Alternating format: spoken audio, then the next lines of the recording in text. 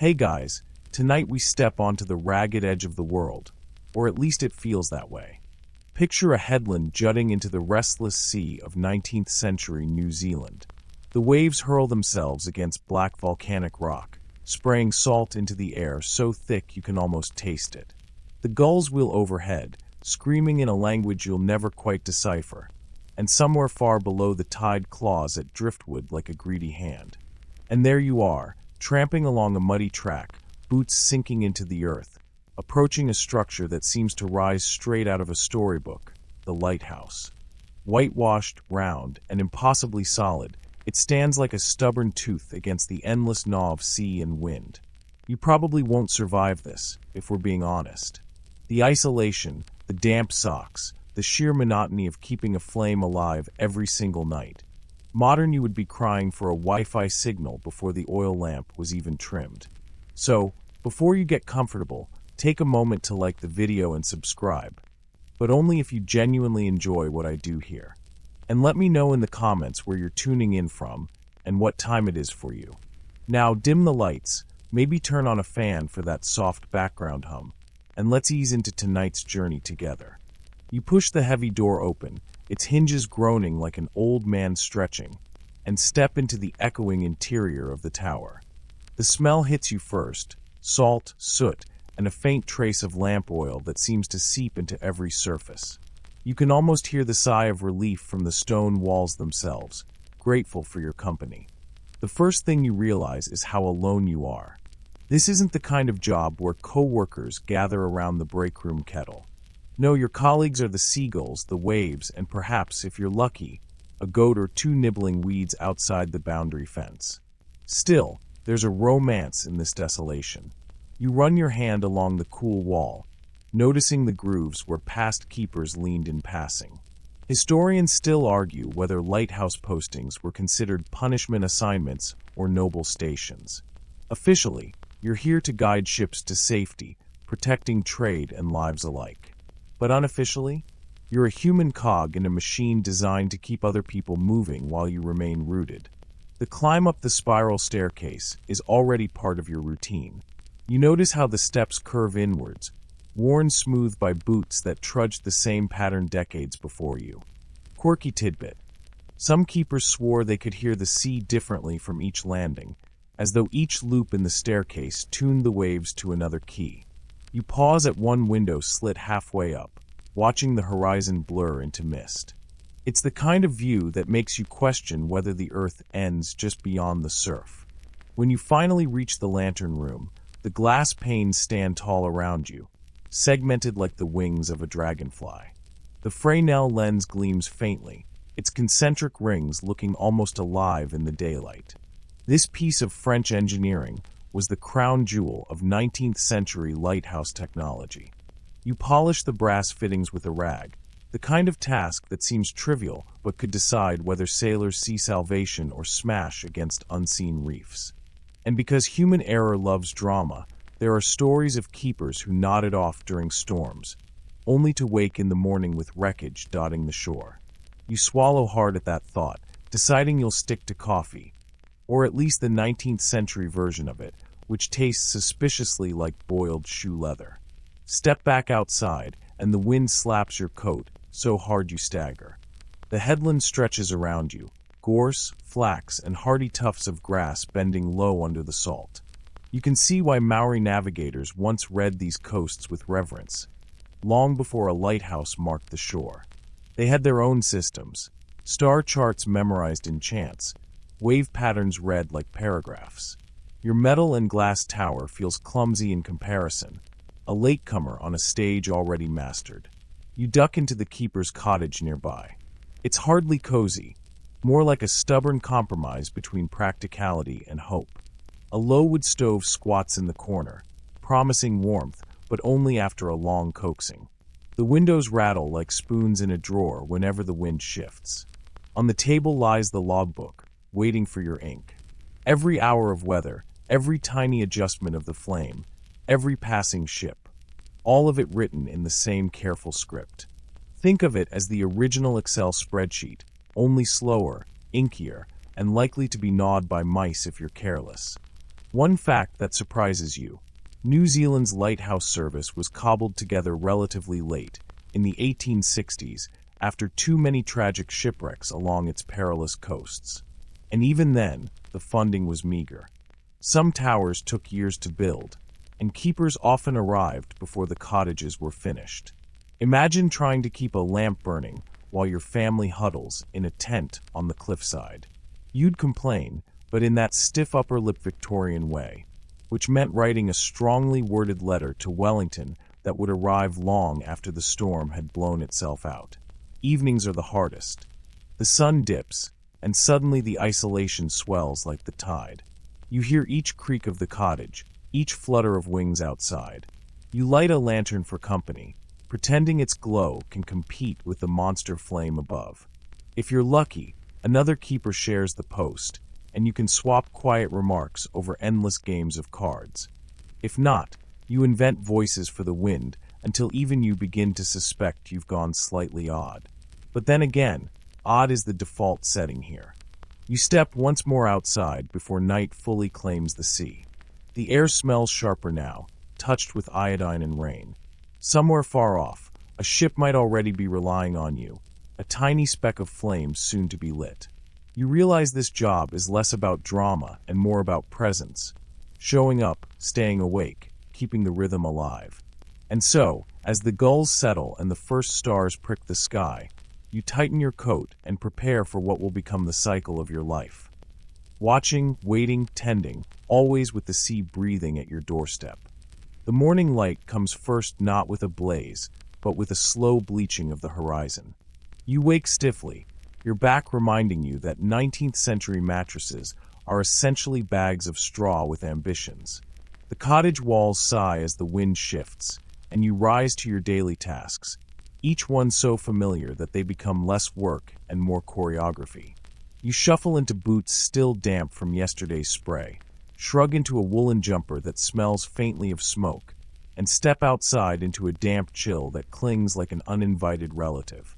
Your first duty is the lantern above, still faintly warm from its night of labor.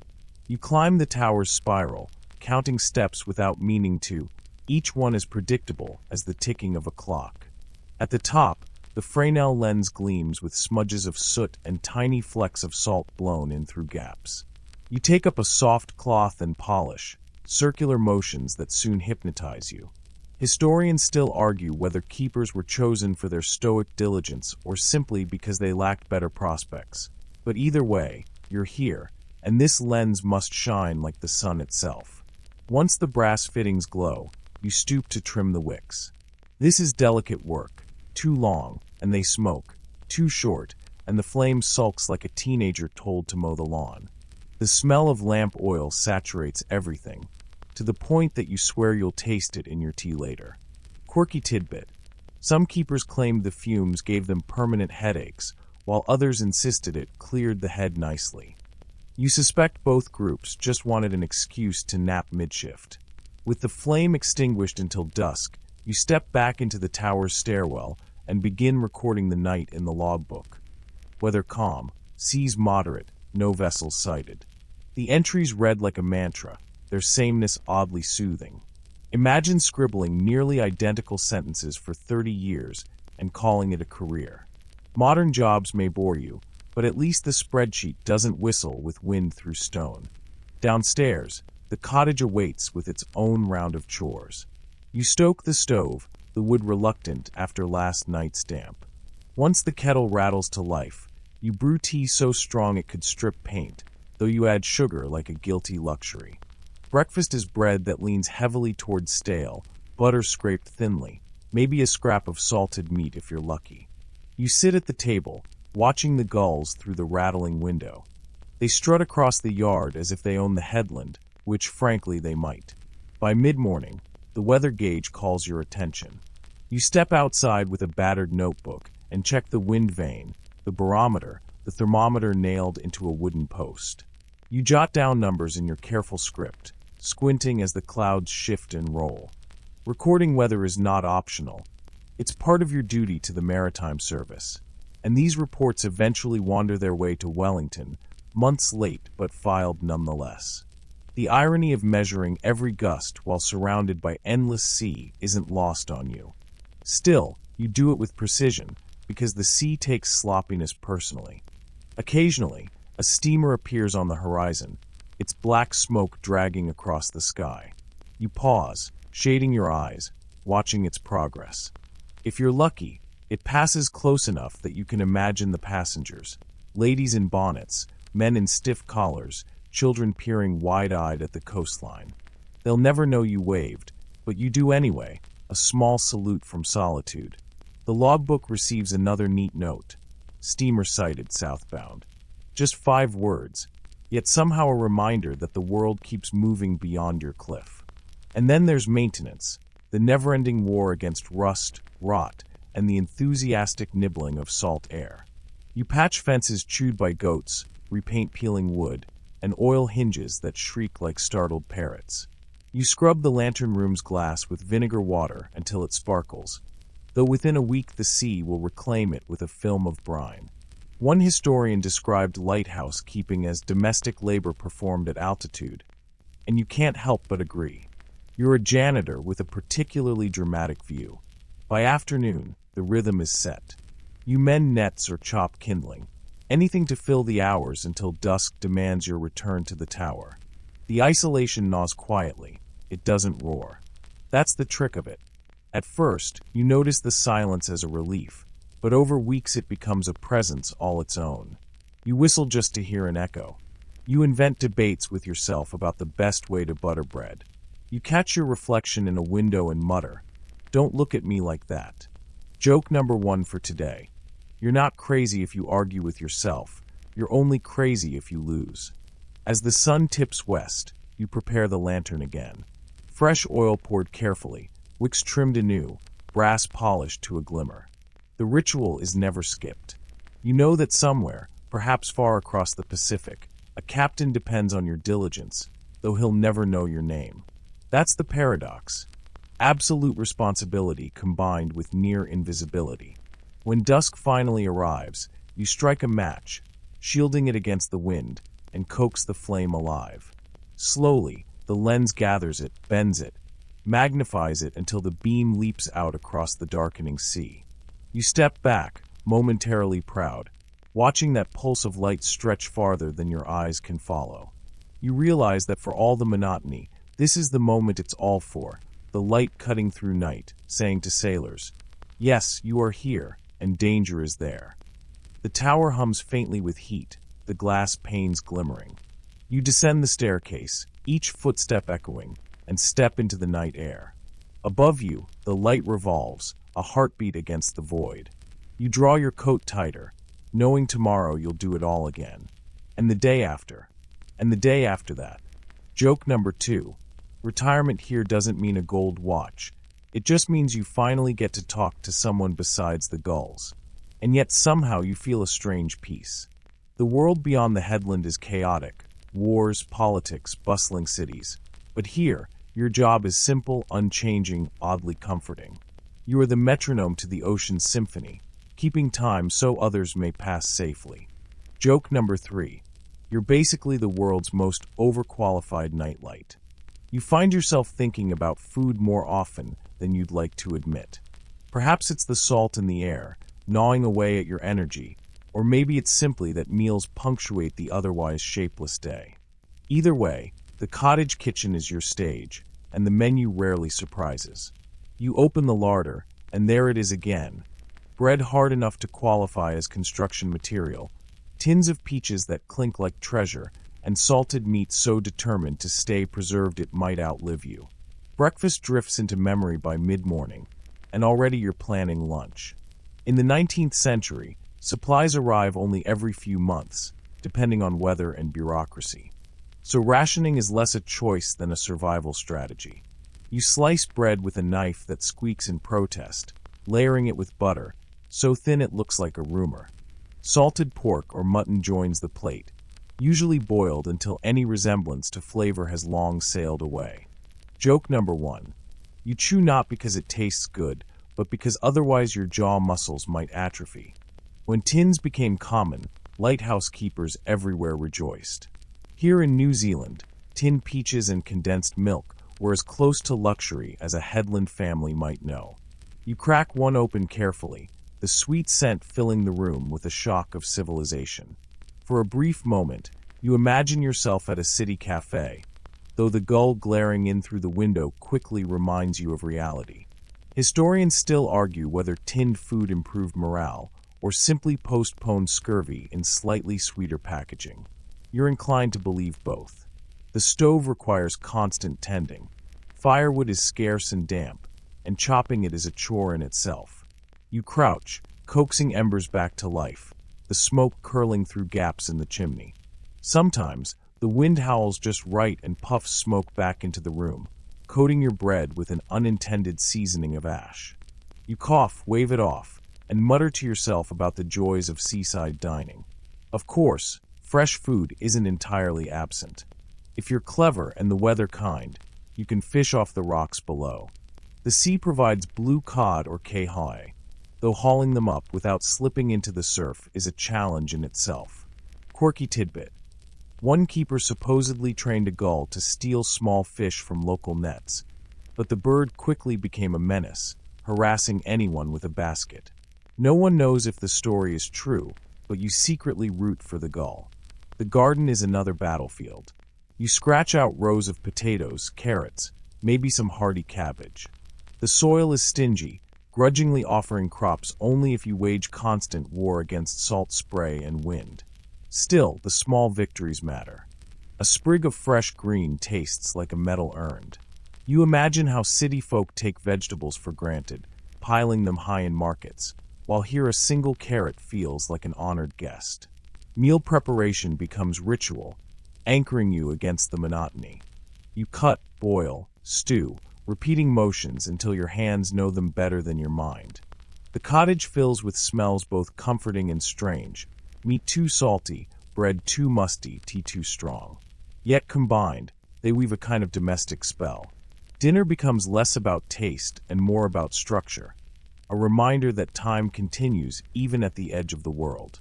When the rare visitor arrives, perhaps an inspector or a passing whaler, they bring treats like sugar, coffee, or even a wedge of cheese. You remember each one vividly, like milestones. Joke number 2. The appearance of real cheese out here is enough to make a grown adult weep, though you insist the smoke in your eyes caused it. Evening meals are often eaten with the sound of waves pounding below. The rhythm of the sea replaces conversation, and you chew slowly, staring at the horizon. You realize how meals connect you not only to survival, but to memory. Every bite of salted pork recalls the last shipment, the ship that delivered it, the men unloading barrels on the beach. Every spoonful of tinned peaches recalls the factories in far-off towns, the hands of workers you'll never meet. Each meal is a thread in a web that ties your isolated post to the wider world.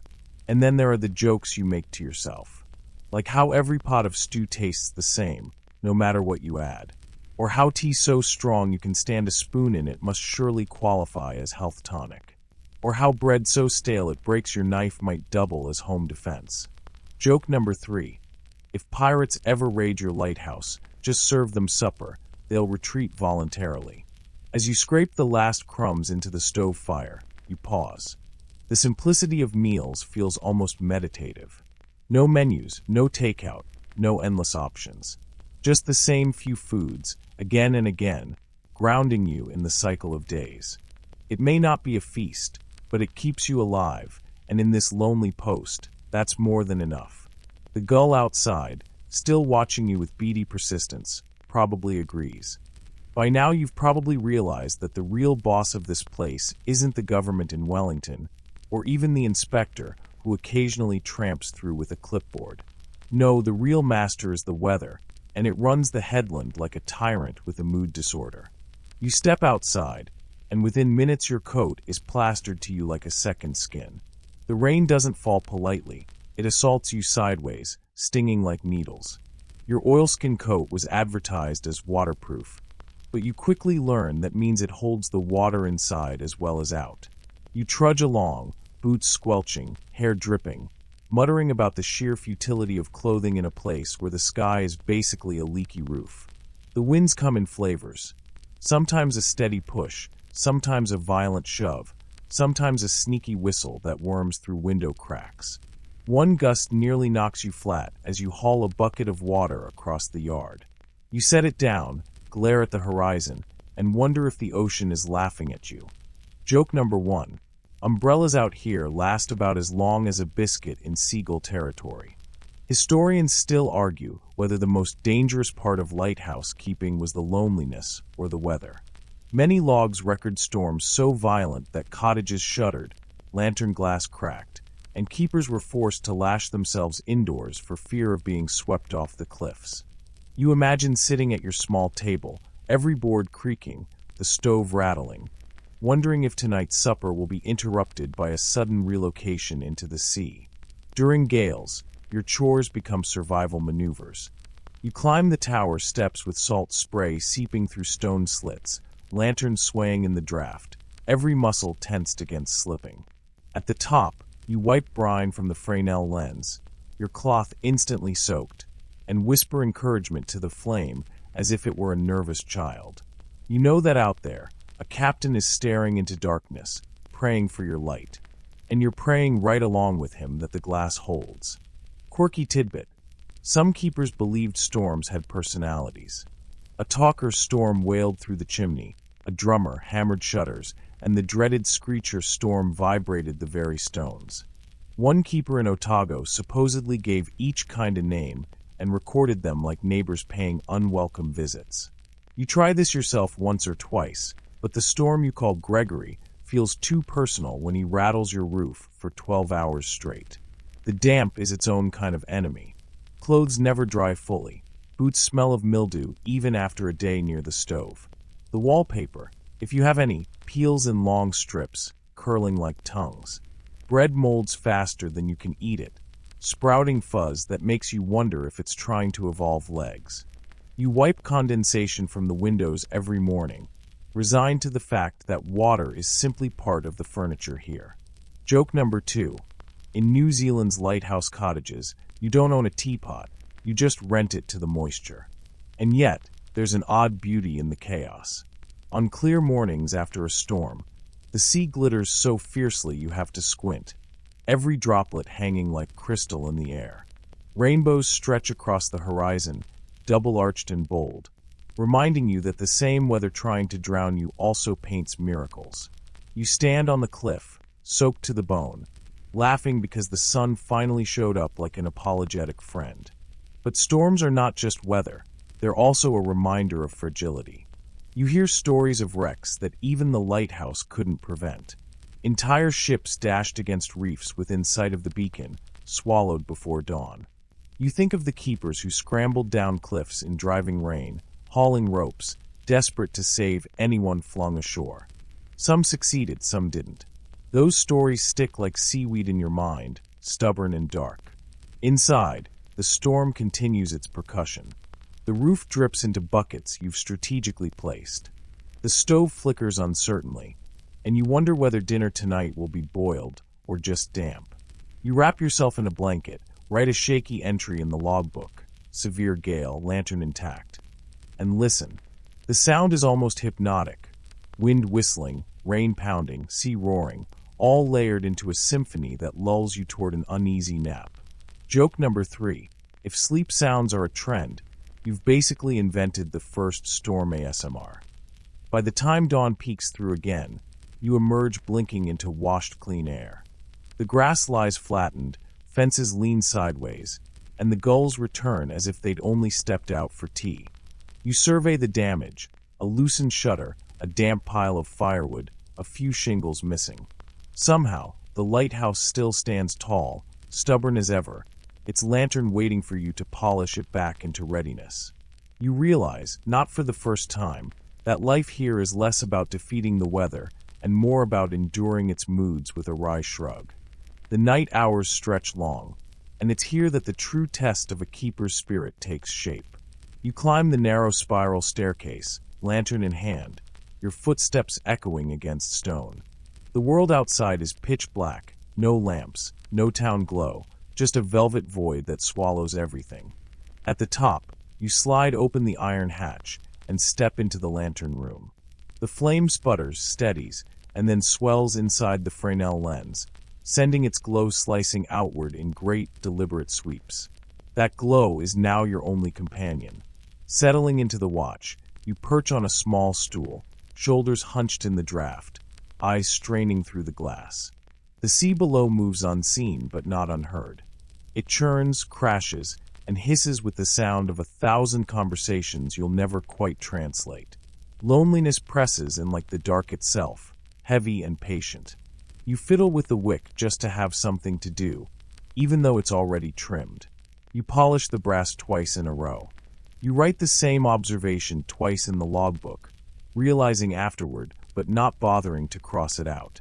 Historians still argue whether lighthouse keepers were more prone to melancholy, or whether only the naturally stoic survived the work.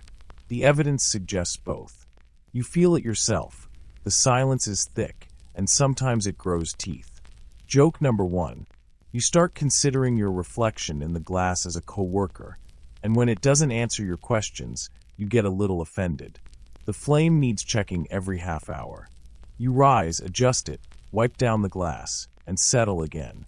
Outside, the beam cuts the sea, sweeping across the horizon. You imagine sailors spotting it from decks slick with spray, pointing and nodding in relief. That small comfort, that unseen acknowledgement, keeps you awake. It reminds you that you're not tending a fire for yourself alone, but for others scattered on the open water. And yet the hours creep. Midnight comes with no fanfare. You hear the ticking of the clockwork mechanism that rotates the lens, each click steady, unyielding, as though mocking you with its indifference. The smell of lamp oil sticks to your skin. Your stomach rumbles, even though you already forced down supper hours earlier.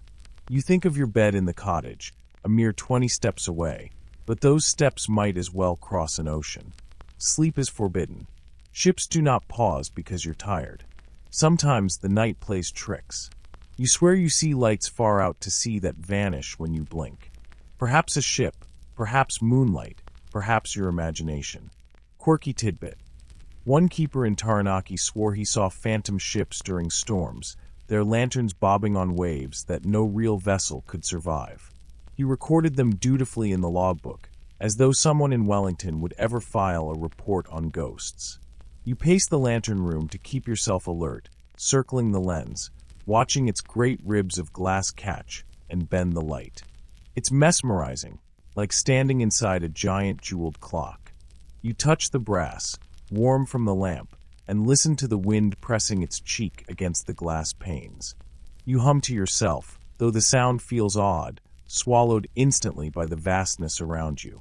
Every so often, you descend the stairs, just for the change of motion, and step outside into the chill. The yard is silvered by moonlight if the sky clears, or else it vanishes entirely under cloud. You tilt your head back, letting the night air sting your cheeks, and you stare at stars, thousands upon thousands sharp as pins. Out here, the Milky Way looks close enough to scoop. For a moment, you forget the loneliness. You are part of a cosmic rhythm, your small flame mirroring the ancient light of the heavens. Joke number 2. If aliens are watching Earth from afar, they probably think lighthouses are our way of blinking back. But eventually you must return upstairs. The beam must keep sweeping, the flame must not falter. You note the time in the logbook again. 2:15 a.m., weather unsettled, light strong. The handwriting is shakier now, your eyelids droopier. You force yourself to sip strong tea brewed earlier, cold and bitter but effective. The final hours before dawn are the hardest. The body rebels, craving rest, the mind wandering into fog. You lean against the wall, eyes drifting, until a sudden pop from the wick startles you awake. You shake your head, muttering a reprimand to yourself, promising not to doze.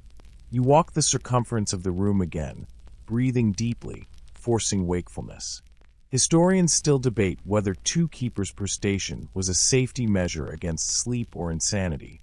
You'd argue it worked for both. Then, finally, gray seeps into the sky. The horizon glows faintly, a thin line dividing sea from night. You feel relief seep into your bones. Soon, you can extinguish the lamp, close the journal, and stagger back down the spiral. The gulls are already stirring, shrieking to remind you that your shift overlaps with their breakfast hunt. Joke number 3. You've kept ships safe all night, but the gulls still think they're in charge. You step out onto the damp grass, watching the beam fade in daylight. Another night watch is finished, another invisible victory scored against chaos. You rub your tired eyes, grateful for the sun even as it rises reluctantly, and you know tonight, the cycle begins again. Morning has its own rituals, just as rigid and unforgiving as the night watch.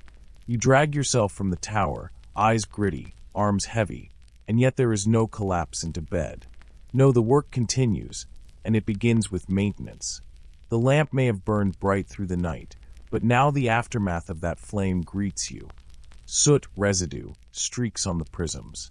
The Fresnel lens, magnificent as it is, demands constant pampering, and you're the reluctant but loyal servant. You haul a bucket of warm water, soap, and cloth up the stairs again, your body already protesting. The glass curves stretch around you, taller than a man, each panel heavy and delicate at once. You dab, wipe, polish. The smudges fade under your hand, and soon the lens gleams, catching the morning light like a cathedral window. It's almost spiritual, this ritual, though your sore arms don't feel very enlightened. Historians still argue whether these endless cleaning routines were designed purely for safety or also for discipline, a subtle way of keeping idle minds from drifting too far into madness. The brass fittings glint under your cloth as well. Every knob, handle, and railing must be rubbed until your distorted face peers back at you. Joke number 1. The brass is so polished you half expect your reflection to file a complaint about working conditions. Then there's the logbook. Always the logbook. You sit at the wooden desk, quill scratching, recording the night's weather, the state of the lamp, any ships sighted.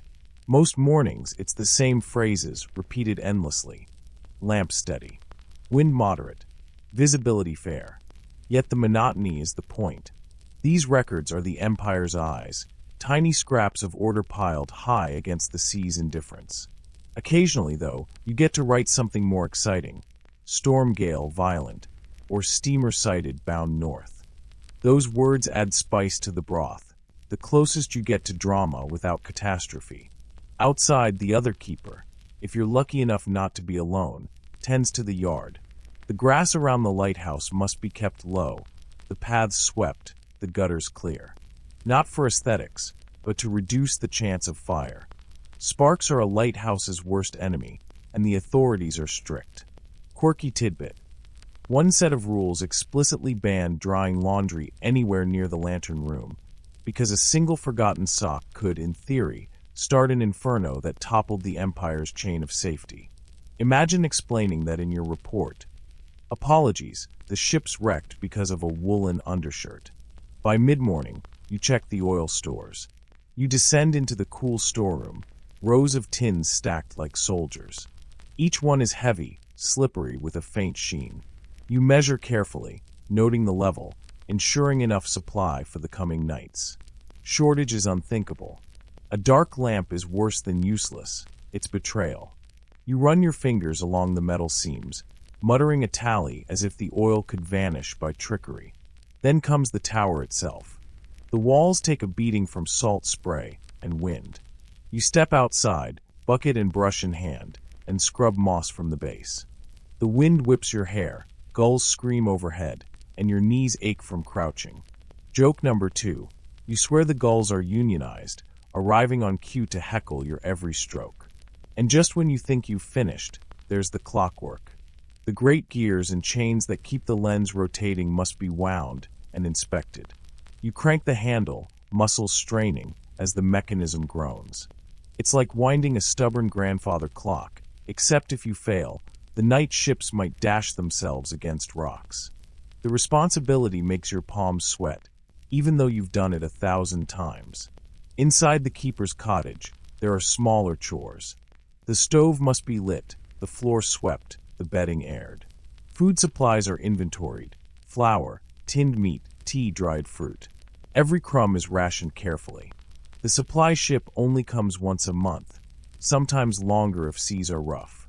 You glance at the shelves, noting how many biscuits remain, how low the sugar tin has dropped, and you do a little mental math. Could you stretch the jam another 2 weeks? Historians still debate whether isolation diets contributed to the stoicism of keepers or slowly eroded their health. Probably both, judging by the missing teeth in old photographs. Lunch is often a simple affair, but it feels like a feast after a sleepless night. Bread if you baked the day before, perhaps salted mutton or fish caught in a net strung along the rocks. You sit by the small window, spoon in hand, staring at the endless sea as you chew. Every bite tastes faintly of salt air, no matter what it is. The afternoon brings more inspection rounds. You test the signal bells, check the weather instruments, and ensure no leaks creep into the lantern room. Maintenance never ends, because the sea never rests. Quirky note: one manual suggested keepers should sing cheerfully during tasks to maintain morale. You try it once, humming while scrubbing a hinge, but the gulls laugh louder, so you abandon the experiment. By evening, you are exhausted, though the sun still blazes low on the horizon. You know that when dusk falls, the cycle restarts. No matter how much you scrub, polish, wind, and record, the reward is another climb into the lantern room, another night of vigilance. Joke number 3. It's like doing the dishes all day, only to cook another giant meal at sundown. And yet, there's a strange comfort in this cycle. Every streak wiped from the lens, every log entry, every crank of the gears. It all holds ships safe, invisible though they may be. You sigh, stretch your sore back, and prepare supper, knowing in only a few hours, you'll climb those stairs again to tend the flame. Some days blur into a cycle of polishing and winding, but every so often, a visitor shatters the routine. Imagine it. Weeks of silence, only the gulls for company, and then, out of the blue, a knock on the cottage door, a silhouette waving from the cliff path. You almost jump out of your skin, because human shapes are rarer than whales here. Often it's the supply boat, and oh, how you cling to that sight. A small wooden craft braves the swell, pitching dangerously close to the rocks, men shouting and hauling crates. You rush down to meet them, boots slipping on seaweed, the smell of tar and salt hitting you full in the face. The crates carry everything from lamp oil to flour to those precious indulgences. A jar of jam, a tin of cocoa, maybe even a packet of biscuits if the supply officer is generous. One time, someone even slipped in a newspaper, 3 months old, but it might as well have been a window into another galaxy. Historians still argue whether these deliveries were purely logistical or quietly engineered to test the limits of human endurance. Then there are the rarest of visitors, inspectors. They stride up the path in stiff coats, notebooks in hand, eyes sharp as hawks. Your stomach knots, because you know they'll poke into every corner, sniff at the polish on the brass, squint at the logbook entries. Joke number 1. You half expect them to run a white glove along the gulls outside to check if they're dusted properly. If you've kept everything spotless, they nod with the satisfaction of a teacher grading homework. If they spot a smudge, you might receive a lecture that feels longer than the night shift itself. These inspections are a reminder. Though you feel like a castaway, the Empire hasn't forgotten you. They still pull the strings, even from far-off Wellington or London. Sometimes, the visitors are less official. Maori families paddling past, pausing to trade fish or fruit for a bit of sugar or tea.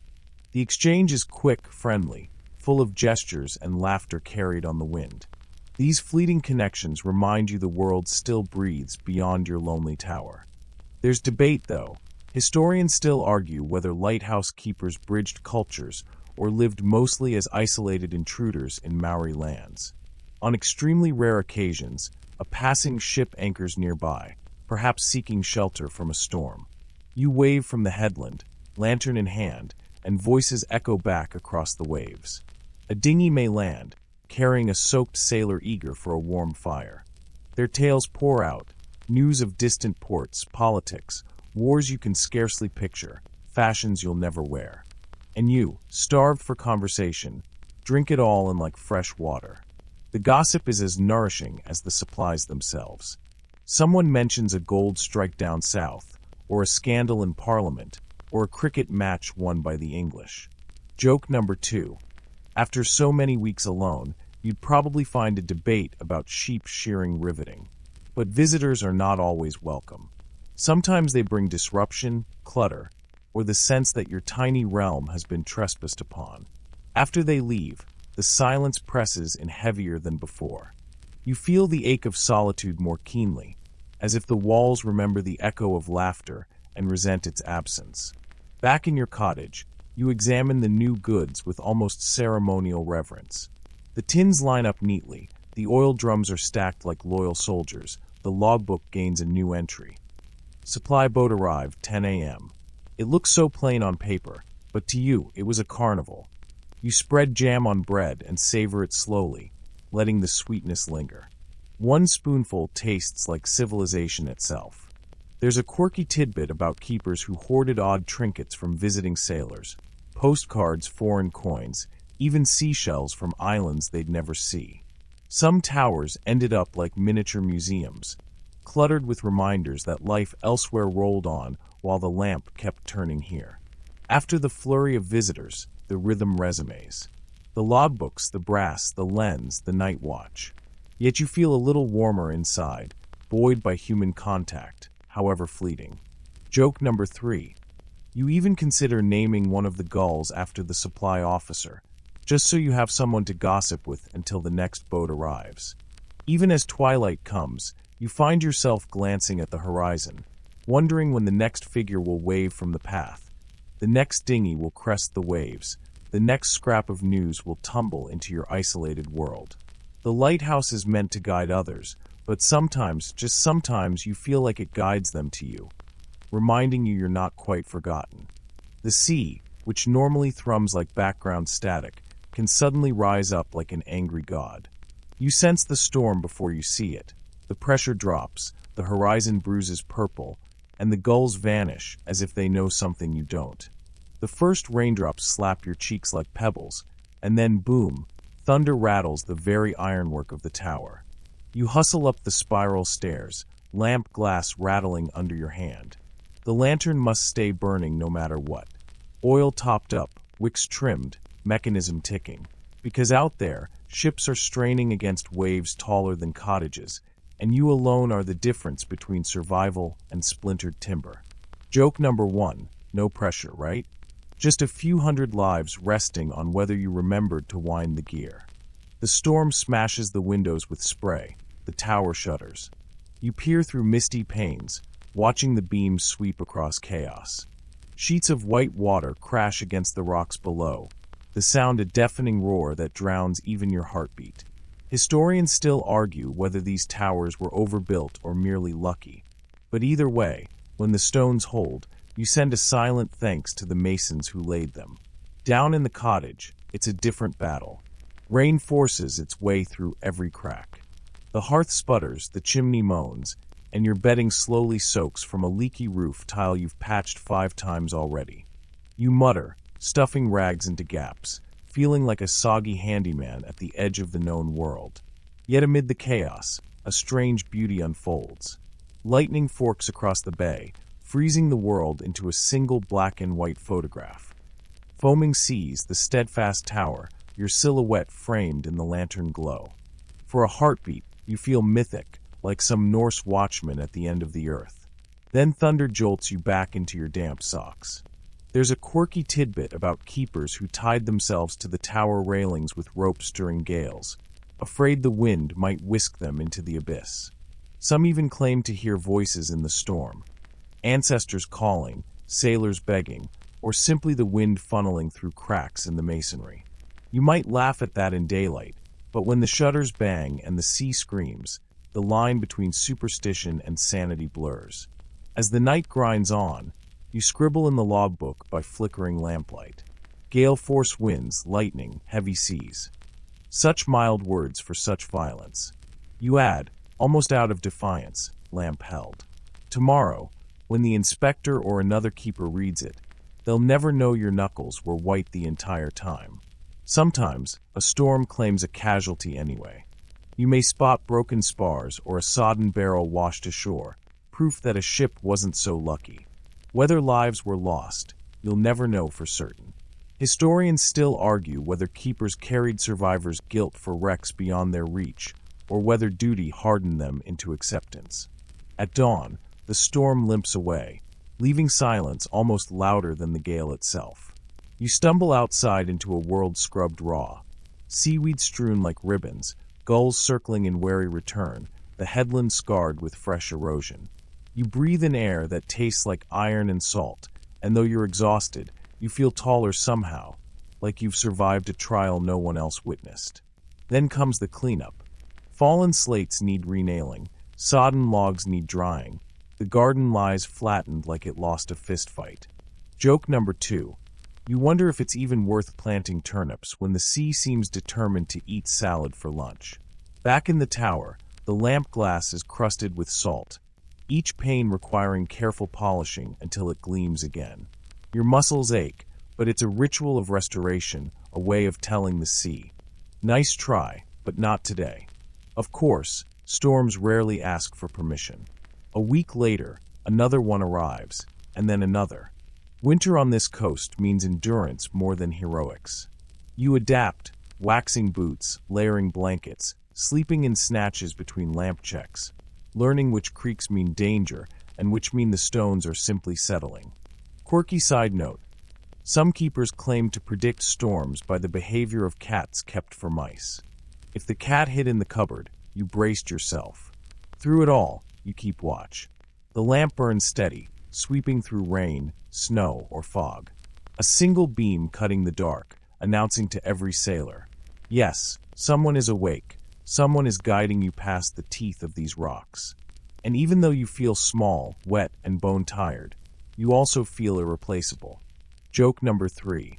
When the sea finally calms, you almost miss the storm's company, until you remember the part where it tried to shove your cottage into the ocean. You crawl into bed at last, listening to the faint drip of water from the rafters, knowing you'll be up again before long. The lighthouse may rest, but you never truly can. You wake in that peculiar twilight zone where the horizon is half mist, half memory. The storm has passed, but its ghosts linger in the swells rolling toward shore. Your stomach rumbles louder than the waves, reminding you that heroism doesn't fill a belly. Food, that constant concern of the 19th century lighthouse keeper. Your pantry is a study in monotony. Barrels of salted meat, sacks of flour that seem to sprout weevils faster than you can sift them, and potatoes that might either nourish you or kill you depending on how long they've been stored. You slice off the green bits and hope for the best. Joke number 1. You start to wonder if scurvy might be a fun way to break the routine. Tea is your salvation, brewed black and bitter, sometimes cut with condensed milk if the supply boat remembered. Sugar is gold dust. You ration it out like a miser, then curse yourself when you blow half the tin on one gloomy afternoon. Historians still argue whether these rations were sufficient or just a cruel test of endurance. But either way, your taste buds long ago stopped complaining. Then there's the luxury of tinned food, that shiny new marvel of Victorian science. Stewed mutton, mystery soup, peaches in syrup. The kind of thing sailors praised as miraculous until they discovered what botulism was. Quirky tidbit: one keeper in the 1880s supposedly swore off tinned peaches forever after opening a can and finding a mouse preserved inside. You chew your bread slower after remembering that story. On rare days, you catch fish off the rocks or haul in a crayfish from a tidal pool. The ocean is stingy, though. Sometimes you sit for hours with a line, staring at a bobbing cork, wondering if the fish are mocking you from below. The garden helps: turnips, cabbage, maybe a pumpkin if the soil cooperates. But the sea winds scorch more seedlings than they spare. And just when your kale patch looks promising, the sheep raid it. Meal prep is less culinary art and more creative triage. You boil, bake, stew, or when desperate, char things black and call it smoked. Joke number 2. If the smoke doesn't make you cough, you assume it's edible. Mealtimes themselves become a ritual, the clock around which your lonely hours spin. You sit at the wooden table, the lamp ticking above, steam rising from a chipped bowl. Some nights the silence is oppressive. Other nights it feels like sacred pause, a small island of peace in the churn of duty. You chew slowly, listening to the wind's gossip outside the shutters. Food scarcity teaches you caution. You measure flour with care, you patch leaky sacks with needle and twine, you curse rats with language unfit for Sunday sermons. Quirky detail. Some keepers train their cats not just for mice, but also to fetch scraps of driftwood to use as kindling. Whether that's myth or fact, you're half tempted to try. Then comes the unexpected kindness of supply runs. A boat arrives, weather permitting, with crates of fresh bread, butter, apples, maybe even a cut of bacon if the storeman was generous. For a day, your meals taste like civilization. You hoard the memory of crisp apple crunch long after the fruit itself has vanished. There's also sharing, if you're not alone. A fellow keeper might bake scones that actually rise, or your wife might stew seaweed into something both edible and medicinal. Food is culture compressed into survival, and at the edge of the world, every bite feels like a thread connecting you back to humanity. Historians still argue whether keepers truly suffered chronic malnutrition, or whether their Spartan diets were simply unappealing by modern standards. Either way, when you scrape the bottom of a flour tin at midnight, hungry enough to gnaw on candle wax, you'd argue the historians can come live out here and test their theories. Joke number 3. You once tried to make bread in a gale, only for the rising dough to slide off the table mid-knead and land in the ash bucket. You stare at it for a long minute, then shrug and call it extra smoky flavor. So you soldier on, your menu repeating like the tide. Porridge at dawn, stew at dusk, tea whenever despair sets in. Each meal is less about taste and more about continuity. Proof that time hasn't stopped just because the world beyond the lantern beam feels impossibly far away. And as you swallow the last bite of another potato that tastes of nothing and everything, you tell yourself this truth. The lamp may guide the ships, but your stomach fuels the keeper. Without these humble meals, the light would go dark. Your body, full of potatoes and half-burnt bread, is expected to function like a machine, but even machines have limits. Out here, rest is not just a luxury. It's a slippery dream you chase through the cracks of duty. The lamp demands its rhythm, the logbook its entries, the sea its watchful eye. Sleep becomes a patchwork quilt of stolen minutes. You lie down on a narrow bunk with a mattress stuffed from wool that scratches your skin, the blankets heavy with salt air and old damp. The silence at night is never complete. Waves smash against rocks with a violence that keeps your heartbeat on edge. Joke number 1. You learn to fall asleep to the rhythm of impending doom. Daylight doesn't guarantee ease either. The tower acts like a chimney, echoing with wind and gull cries. If you doze in the daytime, the sun heats the lantern room until it feels like you're napping inside a kettle. Yet your body adapts, developing a strange endurance. Eyes that snap open at the faintest sound, muscles that rest even while standing, thoughts that slow to conserve energy. Historians still argue whether such fragmented sleep damaged the keeper's long-term health or forged them into some peculiar breed of half-owl, half-man. There's loneliness in the hours between midnight and dawn. You sit with the lamp, your head nodding, then jerking awake, over and over. To stay alert, you pace the iron stairs, counting each step like a metronome. Quirky tidbit. One keeper was known to knit while on night duty, producing socks at record speed simply to keep his hands moving and his brain awake. Imagine trying to explain to a passing sailor that the beam guiding him safely ashore was kept alive by a half-asleep man armed with knitting needles. And then there are the dreams, or rather, the strange hallucinations of exhaustion. You swear you see faces in the glass of the lantern, shadows twisting into familiar smiles. Once, you blink and imagine the sea glowing with lanterns of its own, as though an underwater fleet is signaling back. Joke number 2. You even dream of sleeping, which feels like the most unfair trick your brain has ever played. When you finally do collapse into deeper slumber, the body seizes its chance. You sink so heavily you wonder if you'll rise again. The earth seems to tilt, your limbs ache as if you've been rowing against the tide all night.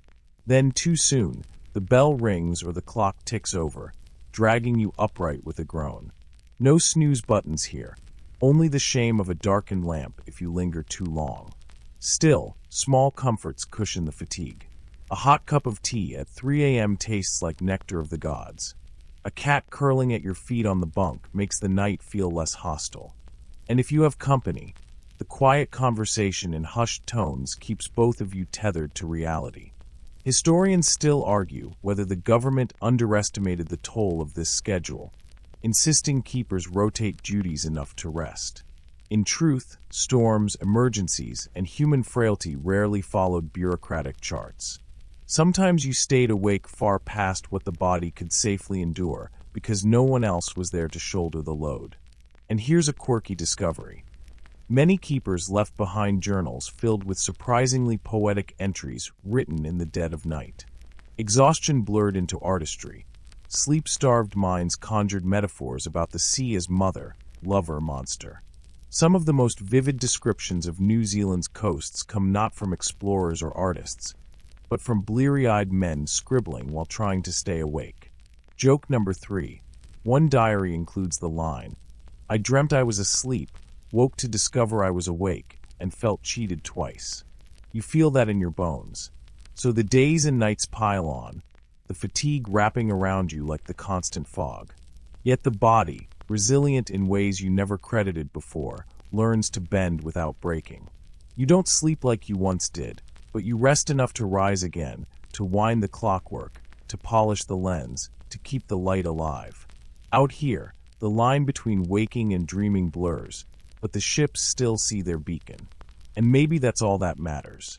You squint at the horizon, certain you just saw a ship vanish into mist. But was it really there? When the nights grow long and the winds moan through the cracks of the tower, stories sprout like weeds in your mind. Out here, cut off from towns and taverns, superstition is not entertainment, it's a coping mechanism. You laugh about it in daylight, but when darkness comes, the imagination feels less like play and more like survival. Take the spiral stairwell, for instance. By day it's iron and stone, creaking politely beneath your boots. At night, though, it becomes something else, an endless coil where shadows wait just beyond the turn. More than one keeper wrote about hearing phantom footsteps behind him. You pause halfway up the stairs, heart hammering, and of course there's nothing there. But you climb faster anyway. Joke number 1. Suddenly sprinting upstairs in your nightshirt is not a dignified look for a guardian of the seas. Superstitions cling to the very glass of the lantern. Some claimed if a gull struck the light, it meant a wreck was imminent. Others swore the light itself could draw storms, like a cosmic beacon inviting chaos.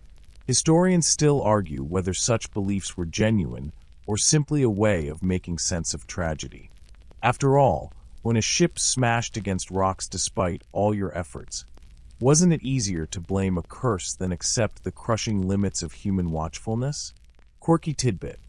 One isolated station had a keeper's wife who brewed protective tea from wild herbs and made every visitor drink a cup before setting foot inside the lighthouse. No one died during her tenure, so you tell me coincidence or potent sea magic. Then there were the whispers about the land itself. Maori stories of Tanawa, guardian or monstrous beings of the waters, still ripple through the air when you meet visiting fishers. They warn you not to disrespect the headlands, not to discard scraps into certain pools, not to whistle in the caves. You nod politely, but later, when the wind howls and the tide booms in those same caves, you remember their warnings a little too vividly. Ghost stories, naturally, thrive in such solitude. You swear you see a figure at the far end of the headland, cloak whipping in the gale, only for it to dissolve into sea spray. Some keepers left behind diary entries describing voices calling from the surf, or children laughing where no children were. Was it just sleep deprivation? Too much salted mutton? Historians still argue. Joke number 2. You start leaving scraps of bread on the windowsill for whatever spirits might be hanging around. Who knew the afterlife had carbs? Superstitions also bled into daily routines. Some men always polished the lens in a specific order, top left, bottom right, believing that if they broke the sequence, the light would falter. Others wore lucky socks on storm nights. Of course, lucky socks only last so long when they're washed in brine and dried in wind that smells of fish. Yet these little rituals served a purpose. They gave you the illusion of control in a place where control was a myth. When storms cracked the sky and wreckage littered the shore, you needed something to blame, some talisman to clutch, even if it was just a battered sock or a muttered rhyme. Quirky tidbit number 2. One keeper kept a carved wooden doll by the lantern, claiming it absorbed bad luck. Inspectors eventually made him remove it, writing sternly that charms are no substitute for diligence. But between us, you can bet he tucked it into his coat pocket before sending it away. And when the night wears on, when you lean against the railing and listen to the thunder roll, you let yourself wonder if maybe the old tales aren't so far-fetched. The sea has a way of humbling human arrogance. You think of the wrecks beneath the waves, the names carved on stones back in little cemeteries. Maybe there is something out there, not hostile exactly, but vast and watchful, reminding you that the light you keep is just a flicker in an endless dark. Joke number 3. And if it is a tanawa or a ghost, well, at least you're not alone anymore. You nearly spill your tin cup of tea when you hear the thump of boots on the path. Visitors at last. Out here, a knock on the door is rarer than sunshine in winter, and it makes your pulse quicken in ways no love letter ever could. Whether it's a government inspector, a passing whaler, or some itinerant missionary hoping to save your soul, each visitor brings a whiff of the outside world, a reminder that civilization hasn't entirely forgotten you. Take the inspector, for example. He arrives in a stiff coat, notebook in hand, eyes narrowed as though you've been caught misbehaving. He checks the logs, tests the cleanliness of the lantern glass, and measures your oil usage with the zeal of a tax collector. You stand there sweating, knowing you've done everything right, but still feeling guilty, like a schoolchild waiting to be scolded. Joke number 1. Apparently polishing brass counts as a spiritual test of character. Who knew? Still, inspectors bring gossip from Wellington or Dunedin. Who's in Parliament? What ships are newly built? Which other keepers have been dismissed for sloppiness? One once gave you a folded newspaper, already 2 months old, but you devoured every line like it was a feast. For a brief hour, you felt almost modern. Then there are the whalers, rough and cheerful, with faces browned by salt and eyes that sparkle with stories too wild to verify. They trade you whale oil, sometimes even tobacco or rum, and you offer bread or a few tins of peaches in return. They laugh loudly, fill the air with the smell of tar and sweat, and vanish as suddenly as they came. Quirky tidbit. One crew painted a mustache on your station goat before departing, which left you chuckling every time you saw her smug little face. Missionaries, of course, bring an entirely different mood. They march up the path with Bibles under their arms and sternness in their stride, convinced your solitude has left you in moral decay. You listen politely, nodding while they preach about temptation, though the biggest temptation you face most days is eating tomorrow's ration of jam today. Still, they bring hymn books, stories of distant congregations, and sometimes small comforts like proper soap. Historians still argue whether their zeal was genuine compassion or a sort of cultural invasion, but either way, they were part of the fabric of your life. And then there are surprise wanderers, prospectors lost on the coast, or Maori families traveling along ancient sea routes. They stop by, curious about the towering glass eye that now watches their ancestral waters. Some leave gifts of fish or shell necklaces, others ask for a dry place to rest. Their presence reminds you that not all paths lead through government channels. The sea has always been a crossroads. Joke number 2. You once had a visitor so bored by the sound of the surf that he begged you to turn down the volume, as if the Pacific Ocean had a mute button. The most exciting visits, though, come from the supply ships. Oh, the thrill of seeing sails crest the horizon. You rush down the path, waving like a child, because those ships mean more than barrels of oil and sacks of flour. They mean letters, news, maybe even a book with fresh pages that don't smell of mold. You linger as long as you can while the sailors unload, soaking up their jokes and gossip like sunshine. When they depart, the silence slams back down, heavier than before. But every visitor, no matter how brief, leaves ripples in your world. A single anecdote about politics in town becomes a week of speculation. A tin of sweet biscuits shared with strangers becomes the stuff of memory, replayed until the crumbs feel immortal. Out here, small things grow large. Quirky tidbit number 2. One inspector reportedly fainted after climbing the spiral stairs, insisting the altitude made him dizzy. Altitude, on a lighthouse that barely scraped the gulls. You still laugh about it when the night is long. These fleeting human connections remind you of your own humanity. Without them, the sea might swallow your sense of self. With them, you recall you are part of a nation, however far-flung, and not merely a ghost haunting a tower of stone and glass. Joke number 3. Still, you secretly hope the next inspector doesn't notice the goat's mustache. You wake one morning to the sound of smaller footsteps than your own. Your child running across the wooden floorboards, laughter bouncing off the stone walls of the keeper's house. Not all keepers live alone. Some bring wives and children into the bargain, and suddenly the lonely headland transforms into a reluctant playground. You watch your daughter chase gulls, her hair flying like a ship's flag, and for a moment the sea feels less like a void and more like a backdrop for family life. Meals become louder, too. Instead of silent chewing at a narrow table, you now juggle the clatter of spoons, questions about lessons, and the occasional tantrum over the last slice of jam bread. Your spouse does their best to keep spirits high, turning ordinary chores into tiny rituals. Hanging laundry so it flaps like proud banners, telling bedtime stories that make the lighthouse itself a character, a friendly giant keeping monsters away. Quirky tidbit. One keeper's wife is said to have baked cakes in the shape of the lantern tower, frosting and all, just to remind the children why their father disappeared up the spiral stairs so often. Of course, not everything is charming.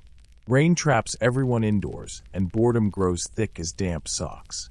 Children tire of drawing seagulls or tracing maps in the sand, and soon the cramped quarters ring with bickering. Joke number 1. You once caught your son solemnly painting whiskers on your logbook portrait, declaring that Papa looks more trustworthy with a beard. You almost agreed. Historians still argue whether families thrived here or simply endured. Letters from some keepers' wives reveal deep affection for the wild beauty of the coast, while others read like desperate pleas to be rescued from exile. The truth likely lies somewhere in between, moments of joy mixed with long stretches of hardship. For children, the headland was both wonderland and prison.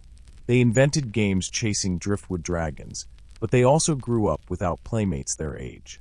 The sea was their playground, but it was also a teacher, offering lessons in caution. One misstep too close to the cliffs could mean tragedy, and parents lived with that constant edge of fear. Your spouse bore the brunt of isolation. While you were busy climbing the tower or recording wind speeds, they managed the fragile balance of household life. They taught lessons when there were no schools, mended clothes until fabric wore thin, and sometimes stared out the window so long you feared they might vanish into the horizon. Yet somehow they endured. Joke number 2. Once, during a storm that rattled every shutter, your spouse calmly set the children to polishing seashells to distract them. And it worked, until you found shell polish all over your good coat. There were bright moments, though. Families kept gardens where soil allowed, coaxing potatoes or onions from rocky earth. They welcomed visiting Maori with genuine relief, trading fish or weaving lessons for bread and butter. And supply ships brought small treasures. Candy for the children, a ribbon for your spouse, or a second-hand book that smelled of faraway hands. Quirky tidbit number 2. One lighthouse child reportedly kept a pet shag, a type of cormorant, teaching it tricks until it strutted into the kitchen demanding fish like an entitled guest. Evenings were gentler. After you finished your night checks, you'd come down to the warmth of a fire, your spouse humming softly while the children nodded off. You felt, just for a moment, that the sea's roar was only a lullaby for your family. And on rare sunny days, when the headland glowed gold, you watched your children's shadows stretch across the grass and thought maybe, just maybe, the lighthouse was less a prison and more a castle. Still, you wondered, would they grow up resenting this isolation? Would they one day flee to the city and never look back? Historians still argue whether these lighthouse families carried lifelong scars or gained resilience unmatched by city dwellers. Perhaps both are true. Joke number 3. When your daughter once saw a supply inspector arriving, she whispered, "Papa, is that Santa?" You almost said yes, because in this place, anyone bearing gifts was basically Father Christmas.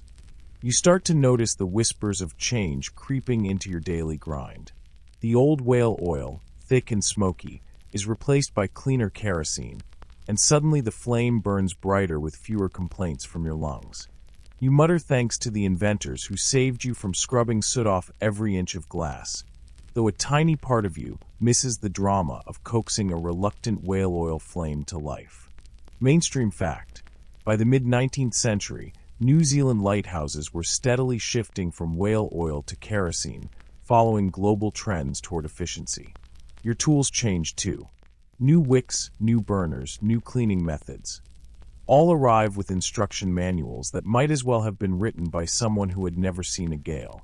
You flip through diagrams, squint at labels, and then do it your own way, because really, who knows your lantern better than you? Quirky tidbit. One keeper wrote that kerosene stank so much in storage barrels, the family's cat refused to enter the storeroom for weeks, treating it as if it were haunted. Technology promises relief, but it also hints at redundancy. Word spreads of automated lights, clocks and mechanisms that keep flames going with barely a hand laid on them. At first you laugh. Machines don't climb towers in hailstorms or polish salt off glass. Machines don't notice when a wick misbehaves.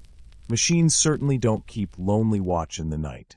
But then you hear of the first trials working surprisingly well, and unease creeps in. Historians still argue whether lighthouse keepers welcomed these changes or resisted them with clenched fists. Letters from some suggest gratitude for easier routines, while others sound like battle cries to remain indispensable. The supply ships bring gossip from other stations. One keeper bragged that his new rotating lens was so bright, it scared fishermen into thinking dawn had come early. Another grumbled that the new kerosene lamp smoked just as badly as the old oil, only now he smelled like a lantern whenever he came down for supper. Joke number 1. Your spouse once told you your hair smelled so strongly of kerosene, you could light the room just by standing in it. Change isn't only about fuel. The government begins to centralize lighthouse management, sending inspectors with clipboards and checklists, tutaying over every streak on the glass. Where once you held quiet authority, now you feel like a cog in a wider bureaucracy. You sign forms, log every flicker of the lamp, and try not to roll your eyes when a man in a bowler hat tells you how to do a job you've mastered through storms he's never seen. Still, some advances truly help. Improved foghorns mean fewer collisions, stronger lantern housings resist wind better, and newer mechanisms reduce the number of exhausting midnight climbs. Quirky tidbit number 2. One inspector apparently demonstrated a new foghorn by blowing it so loudly, a flock of sheep bolted into the sea, and 3 children swore off mutton for a year out of guilt. But lurking beneath every improvement is the question: what happens to you when the machines take over? You've built your identity on being the flame's guardian, the watchman of endless seas. If a clock can turn a lens and a wick can feed itself, what are you but a relic? Historians still argue whether automation liberated keepers or quietly erased them. Even your children notice. They ask if, one day, Papa will be needed less. You laugh, make a joke about becoming a professional seal chaser. But inside, the thought gnaws at you. Joke number 2. Your son swears he'll take over your job one day, until he realizes machines might beat him to it. He sulks for an afternoon before declaring he'll be an inventor instead, to make a better machine than the one that replaces you. Progress, it seems, has its own tide. You cannot hold it back, only ride it. And though you may grumble about inspectors and kerosene barrels, part of you wonders if the relief of fewer storms spent clinging to lantern glass is worth the price. By evening, You step out into the salt air and watch the beacon spin. Its light more efficient now, its beams stretching farther than ever before. Ships will pass more safely, fewer lives will be lost. That, at least, is something you can live with. Even if one day, no one remembers who kept the light alive. Joke number 3. You sigh, muttering. One day they'll put a machine in this tower and call it progress. A gull cackles from above as if to say, "Too late, mate." The sound of the waves doesn't change, though everything else seems to. You step out into the salted air one last time, your lantern tower gleaming faintly behind you, its glass panes catching the first blush of dawn. Your boots crunch on gravel, and you wonder if this rhythm, the climb, the polish, the tending, will echo through your body forever, even if your hands are no longer needed. Letters have come, notices posted on official letterhead, telling you that the light will soon be automated. A weight-driven clock and a kerosene-fed mechanism will take your place, turning the lens with steady ticks, flashing warnings across the sea without a single human sigh. Mainstream fact: by the early 20th century, many New Zealand lighthouses had begun adopting automatic systems, gradually phasing out full-time keepers. You look at the gears already installed in the lantern room and wonder whether you are watching your own replacement tick to life. Quirky tidbit: one keeper's diary, now tucked away in an archive, records his first morning without needing to climb the tower. He brewed coffee, sat by the window, and claimed he felt like a retired ghost haunting my own house. You feel a flicker of recognition, as though his words reached across time just for you. But still, scholars argue whether this shift brought relief or loss. Historians still debate if lighthouse keepers were glad to escape the endless grind, or if the disappearance of their role robbed them of purpose. Some memoirs speak of gratitude, others of quiet despair. You feel both at once, the longing for rest and the ache of becoming obsolete. You wander through the station buildings, running a hand along the chipped paint, the grooves in the banister worn smooth by decades of climbs. The laughter of your children once filled these walls, the smell of soup and kerosene smoke forever tangled in memory. Now the rooms echo with your own footsteps, hollow and fading. Joke number 1. You chuckle that future inspectors will be the loneliest men alive, arguing with machines instead of with grumpy keepers. Ships still glide safely past the cliffs, their captains nodding in gratitude to the beam, though they will never know who trimmed the wick in sleet, who sang to stay awake when the fog pressed close. Your story becomes part of the hidden scaffolding of safety, the human hands behind the light, remembered only in passing. And yet, there is pride here, quiet and enduring. You imagine the next era, tourists snapping photos of towers, children buying postcards in gift shops, signs explaining how automation revolutionized maritime safety. Few will mention the keepers who lived here, but if they listen closely on stormy nights, maybe they'll hear the echoes of boots on stairs, the creak of the lantern door, the sigh of someone keeping watch. Joke number 2. You imagine a tour guide someday telling wide-eyed visitors, "Keepers used to live up here, cleaning glass with vinegar," and someone whispering back, "Wow, that sounds worse than detention." Your legacy is not the lamp itself, but the lives saved by your unseen vigilance. Every ship that didn't break on the rocks, every family that reunited in a safe harbor. That is your true work, and it will endure long after your hands are gone. And though you stand at the edge of redundancy, you sense something comforting. The sea will always need watching, whether by man, machine, or memory. The gulls will overhead, the tide swells and falls, and you breathe it in one more time. The raw salt, the kelp, the lingering smoke of last night's lamp. You laugh at yourself softly. Joke number 3. After years of grumbling about endless chores, you finally have none, and now you miss them. Typical. You find yourself holding a lantern in one hand and a spanner in the other, muttering under your breath about how the romance of lighthouse life looks a lot less poetic when you're staring at a corroded brass gear that refuses to budge. Tonight, the beam is supposed to sweep in its perfect circle, yet the mechanism has grown stubborn, clicking instead of gliding, like a drunk uncle at a wedding who forgot the steps to the waltz. The salty air, always sneaking through tiny gaps, eats away at everything made of metal. Rust is your eternal adversary. You chip at it with tools, dab grease where grease can reach, and sometimes just pray that the thing keeps turning until dawn. There is no mechanic you can ring up, no repair shop waiting around the corner. Out here, you are the blacksmith, the carpenter, the electrician, and occasionally the desperate soul hoping luck will disguise your patchwork solutions. When the lantern glass cracks, a problem that happens more than you'd like thanks to sudden temperature changes, you hold your breath while sliding in a spare panel, hoping you don't fumble it into the rocks below. Replacement glass takes weeks to arrive by ship, so breaking one is like dropping your phone in the toilet today. Technically fixable, but your entire routine grinds to a panicked halt. Historians still argue whether the New Zealand government underestimated the supply chains when staffing these early stations, or whether officials simply assumed keepers were part handyman, part magician. Either way, you quickly learn that every squeak of a pulley or drip from the roof becomes your personal responsibility. The rule is simple: if it breaks, you fix it.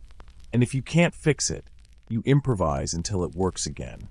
You sand wooden shutters to keep out the howling winds, mend frayed ropes by candlelight, and climb precariously up ladders slick with mist to tighten bolts loosened by storms.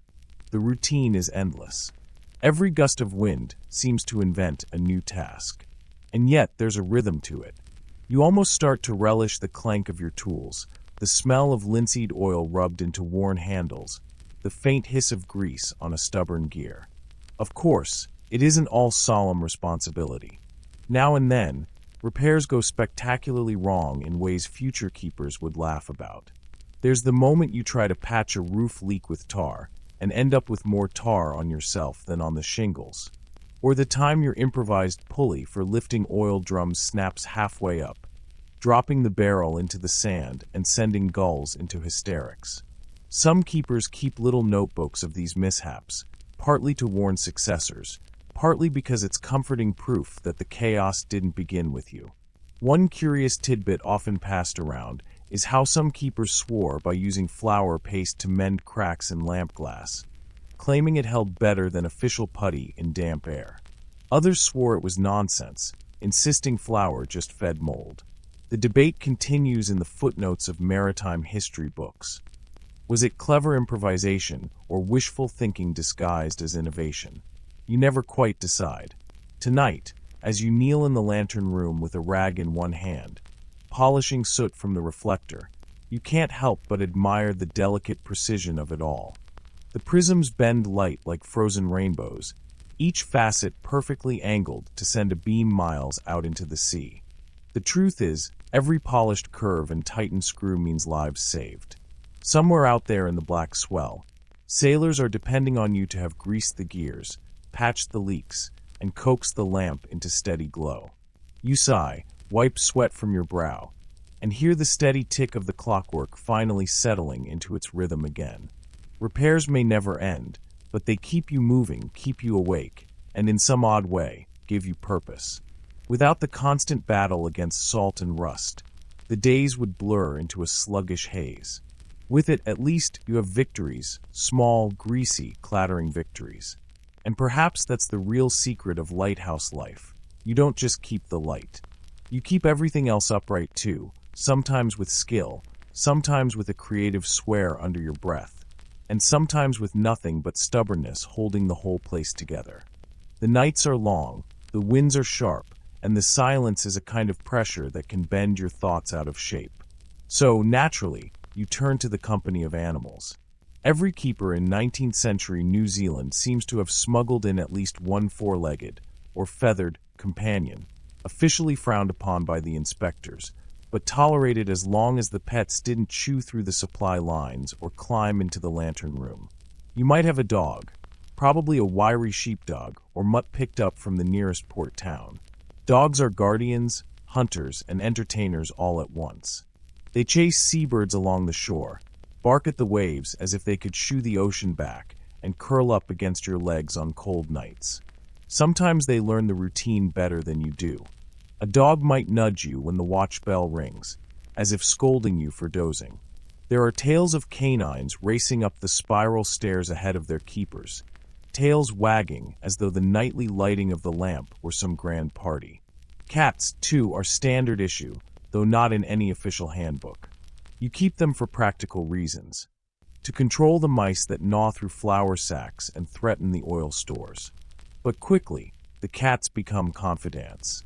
Their glowing eyes reflect the lamplight, their purring fills the lonely cottage, and sometimes they curl on the windowsill as if they, too, are standing watch over the sea.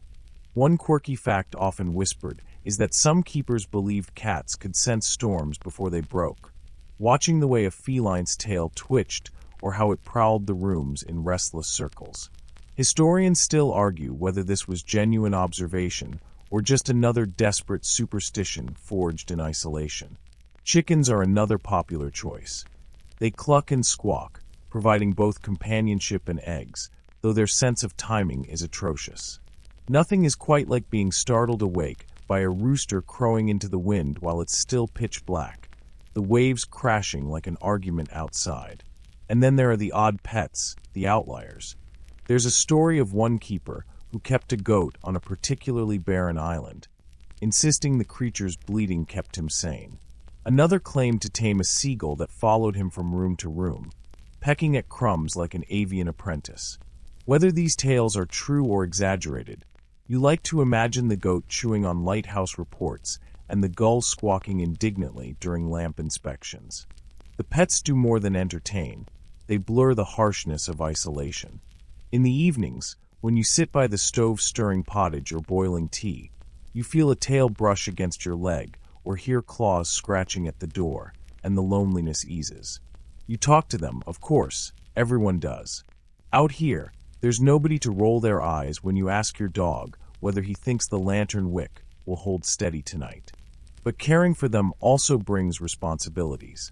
You haul sacks of feed, patch up makeshift shelters against storms, and once in a while mourn when a creature doesn't survive the unforgiving environment.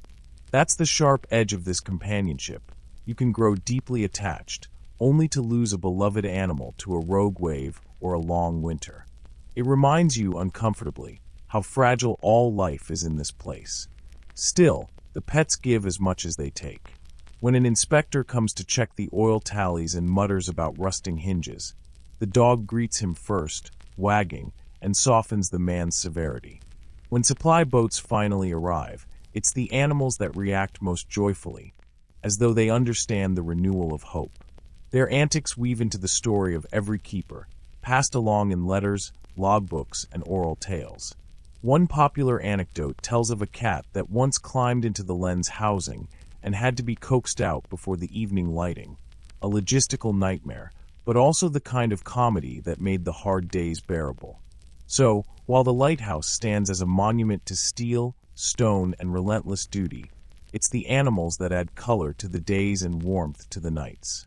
They are the secret chorus of the keepers' lives, meowing, barking, clucking, or simply breathing quietly beside you as you trudge on with your endless chores.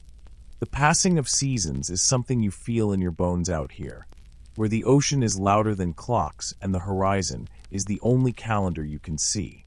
In summer, the light stretches long and lazy, lingering until almost 9 in the evening. That means later lamp lightings, shorter night watches, and a little more time to breathe. You can stroll the paths around the station, check on the gardens, or even fish off the rocks without feeling like you're stealing from your duties. The air is warmer, though still salted and sharp, and the children, if you have them with you, scamper barefoot, collecting shells and chasing crabs. For a fleeting season, the lighthouse feels almost like a home rather than a post of exile. But then comes winter. Winter in 19th century New Zealand doesn't politely announce itself. It barges in, dripping wet and howling. The wind howls so fiercely that the tower seems to hum like a giant organ pipe, and rain lashes against the glass panes until it's as though the sea has come to pay you a personal visit. Your daily chores take twice as long. Lighting the lamp requires braving icy steps, with your oil can in one hand and the rail gripped tight in the other as gusts try to peel you off into the void. Every wick trimming, every winding of the weights, feels like a battle not just against wear and tear, but against the elements themselves. Historians still argue whether the hardest part of winter was the physical strain or the psychological drag. On the one hand, roofs leaked, gardens died, and fresh food spoiled quickly in the damp air. On the other, the days seemed endlessly gray, the nights unbearably long, and the storm shutters cut you off from even the bleak view outside. It's easy to see how both arguments could be right. The rhythm of the year governs more than mood. In summer, you harvest what little the station garden yields: potatoes, cabbage, sometimes beans if the soil is forgiving. You dry fish in the salty air, bottle fruit from the occasional supply trip, and fill your shelves with jars that glitter like tiny stained glass windows. By winter, those shelves are lifelines. The hens lay less, the cows, if you're lucky enough to have one, give less milk, and you ration carefully. You chew through biscuits gone stale, nibble salted meat that tastes more like brine than beef, and wait desperately for the next supply run. The sea itself changes with the seasons. In summer it shimmers blue, with gulls wheeling overhead and fishing boats dotted like toys in the distance. In winter it turns iron gray, heaving with foam and anger, sometimes vanishing behind curtains of mist so thick you wonder if the world has been erased. You listen to it all night, the thunder of waves pounding the cliffs, a sound that feels like the heartbeat of some massive beast pacing outside your fragile stone tower. And of course, the light itself follows the seasons. In summer, your duty feels easier. Shorter hours of darkness, fewer chances for ships to stumble blind toward the rocks. In winter, you are chained to the lantern for what feels like eternity. For a clock in the afternoon brings dusk, and you may not extinguish the lamp until after 7 the next morning. That's a long stretch of tending flames, winding weights, polishing glass, and fighting the slow creep of drowsiness. You drink more tea, nibble at biscuits just to stay awake, and sometimes hum nonsense tunes into the echoing stairwell to keep your eyes open. And through it all, the body remembers. Your skin cracks in the cold, your hands ache with chilblains, your back stiffens from hauling oil cans up slippery stairs. In summer, you sweat through your shirt carrying buckets of water or chopping wood. The seasons aren't background here. They write themselves directly onto your muscles and your mood. There are quirky traditions that grow out of this rhythm. Some keepers mark the first day they can plant beans with a celebratory pipe smoke. Others keep careful notes of the first day they spot migrating whales or penguins waddling ashore. One journal even records a keeper throwing a midsummer feast for his family with a chicken, a potato pudding, and a single tin of imported peaches, an exotic miracle in that lonely spot. It's proof that even in the grind of duty, the turn of seasons gives shape to joy. So as you move through the year, you live not by calendar pages, but by the tilt of the earth, the length of the shadows, and the tone of the sea. Summer gives you hope. Winter tests your endurance. And somehow, both keep you tethered to this place, marking time not in hours, but in storms survived and gardens planted. Stories are the real currency out here. When you live half your life staring at the sea, it's the voices that drift ashore, the yarns of sailors, the myths of Maori elders, the gossip of a fellow keeper stopping by on relief duty, that keep your imagination afloat. Without them, the mind would sink into monotony as surely as a ship into a reef. You hear sailors' tales first.